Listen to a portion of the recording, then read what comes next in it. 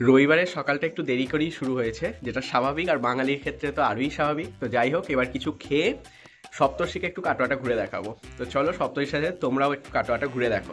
কাটোয়ায় দেখার বলতে অজয় নদের পার, গঙ্গার ধার, গৌরাঙ্গবাড়ি, খেপিমার মন্দির, ঝুপোমার মন্দির, ব্যাস এগুলোই। তো এগুলোই ওকে ঘুরে দেখানোর পর বাড়ি এসে স্নান সেরে নিলাম লাঞ্চটা। আর আজকে লাঞ্চে ছিল ভাত, ভেজ ডাল, আলু ভাজা, মাছ ভাজা আর হাঁসের ডিমের কারি। দেন ছাদে একটু রোদ পুইয়ে চলে গিয়েছিলাম খেলতে। আর কাটোয়া এলে বিকেলবেলায় ক্রিকেট খেলাটা আমার কাছে একদম রিফ্রেশমেন্টের মতো কাজ করে। আজকে রোহানের বাড়িতে ছিল ডিনারের ইনভিটেশন, আর আজকে আমাদের রাতে ওখানেই থাকার কথা। তাই বাড়ি এসে হাত পা ধুয়ে বেরিয়ে গেলাম রোহানের বাড়ির উদ্দেশ্যে। তো এখন যাচ্ছি রোহানের বাড়ি।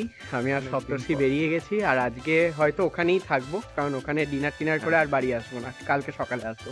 দেন ওর বাড়িতে যাওয়ার সাথে সাথেই আমাদের জন্য চলে এলো কফি, পকোড়া, আরো অনেক কিছু। আর রাতে ছিল ওদের বাড়িতে বানানো স্পেশাল চিকেন বিরিয়ানি। 3-4 জন ছেলে একসাথে থাকলেই মেয়েরা ভাবে আমরা হয়তো অন্য কোনো মেয়েদের নিয়ে আলোচনা করছি, কিন্তু অ্যাকচুয়ালি আমরা কি করি দেখেছো?